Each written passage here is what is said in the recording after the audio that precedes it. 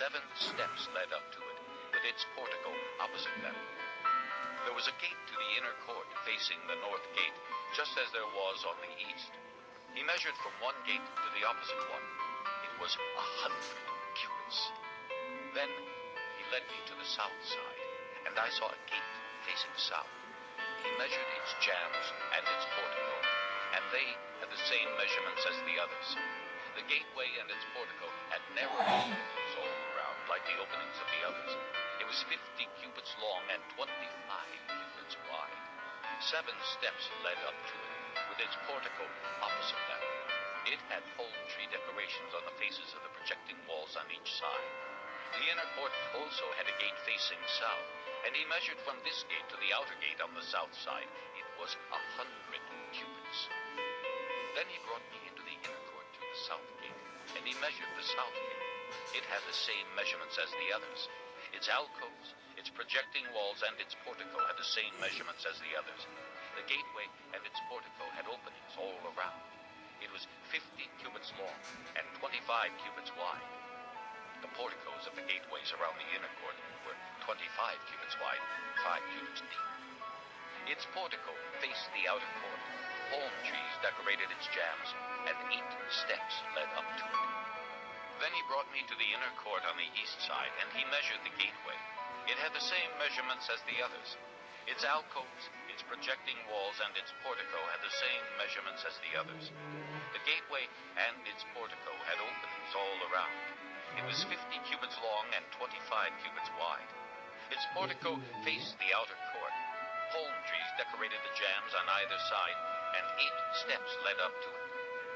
Then he brought me to the north gate and measured it. It had the same measurement as the others, as did its alcoves, its projecting walls, and its portico, and it had openings all around. It was 50 cubits long and 25 cubits wide. Its portico faced the outer court. Palm trees decorated the jambs on either side, and 8 steps led up to it. A room with a doorway was by the portico in each of the inner gateways, where the burnt offerings were washed. In the portico of the gateway were 2 tables on each side, on which the burnt offerings, sin offerings, and guilt offerings were slaughtered. By the outside wall of the portico of the gateway, near the steps at the entrance to the north gateway, were 2 tables, and on the other side of the steps were 2 tables. So there were 4 tables on one side of the gateway and 4 on the other, 8 tables in all, on which the sacrifices were slaughtered. There were also 4 tables of dressed stone for the burnt offerings, each a cubit and a half long, a cubit and a half wide, and a cubit high.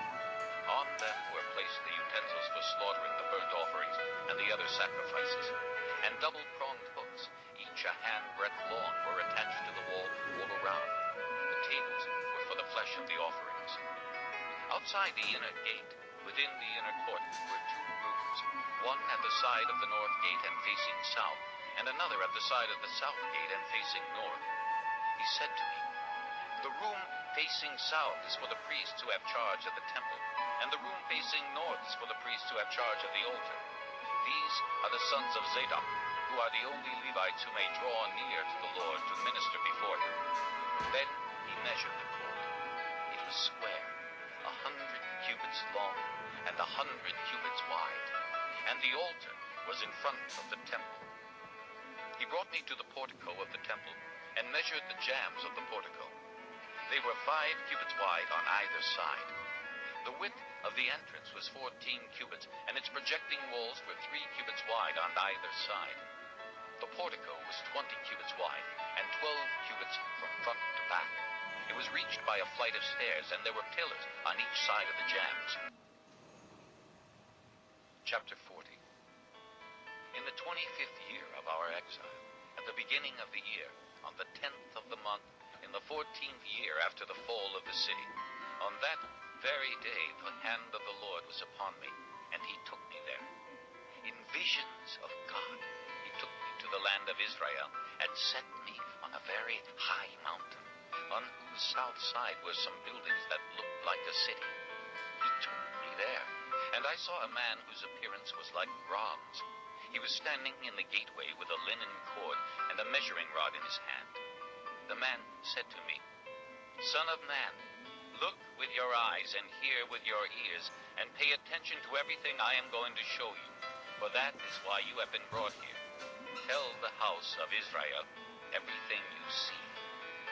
I saw a wall completely surrounding the temple area.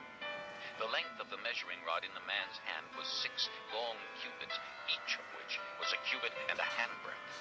He measured the wall. It was 1 measuring rod thick and 1 rod high. Then he went to the gate facing east. He climbed its steps and measured the threshold of the gate. It was 1 rod deep.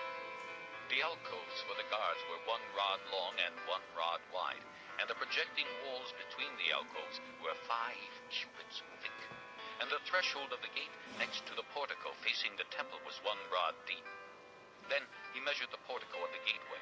It was 8 cubits deep, and its jambs were 2 cubits thick.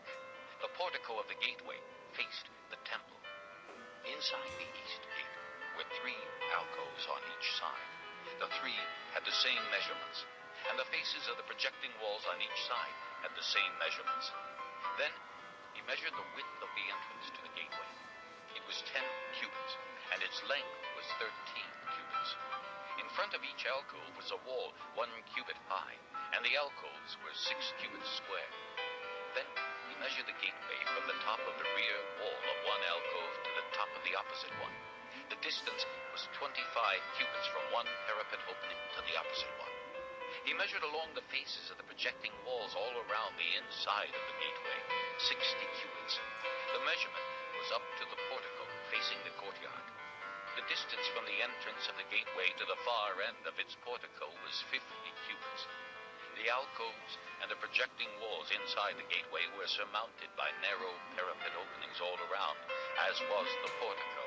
The openings all around faced inward. The faces of the projecting walls were decorated with palm trees. Then he brought me into the outer court. There I saw some rooms and a pavement that had been constructed all around the court. There were 30 rooms along the pavement. It abutted the sides of the gateways and was as wide as they were long. This was the lower pavement. Then he measured the distance from the inside of the lower gateway to the outside of the inner court. It was 100 cubits on the east side as well as on the north. Then he measured the length and width of the gate facing north, leading into the outer court. Its alcoves, 3 on each side, its projecting walls and its portico had the same measurements as those of the first gateway. It was 50 cubits long and 25 cubits wide. Its openings, its portico, and its palm tree decorations had the same measurements as those of the gate facing east. 7 steps led up to it, with its portico opposite them. There was a gate to the inner court facing the north gate, just as there was on the east. He measured from one gate to the opposite one. It was 100 cubits. Then he led me to the south side, and I saw a gate facing south. He measured its jambs and its portico, and they had the same measurements as the others. The gateway and its portico had narrow rooms all around, like the openings of the others. It was 50 cubits long and 25 cubits wide. 7 steps led up to it, with its portico opposite them. It had palm tree decorations on the faces of the projecting walls on each side. The inner court also had a gate facing south, and he measured from this gate to the outer gate on the south side. It was 100 cubits. Then he brought me into the inner court through the south gate, and he measured the south gate. It had the same measurements as the others. Its alcoves, its projecting walls, and its portico had the same measurements as the others. The gateway and its portico had openings all around. It was 50 cubits long and 25 cubits wide. The porticos of the gateways around the inner court were 25 cubits wide and 5 cubits deep. Its portico faced the outer court. Palm trees decorated its jambs, and 8 steps led up to it. Then he brought me to the inner court on the east side, and he measured the gateway. It had the same measurements as the others. Its alcoves, its projecting walls, and its portico had the same measurements as the others. The gateway and its portico had openings all around. It was 50 cubits long and 25 cubits wide. Its portico faced the outer court. Palm trees decorated the jambs on either side, and 8 steps led up to it. Then he brought me to the north gate and measured it.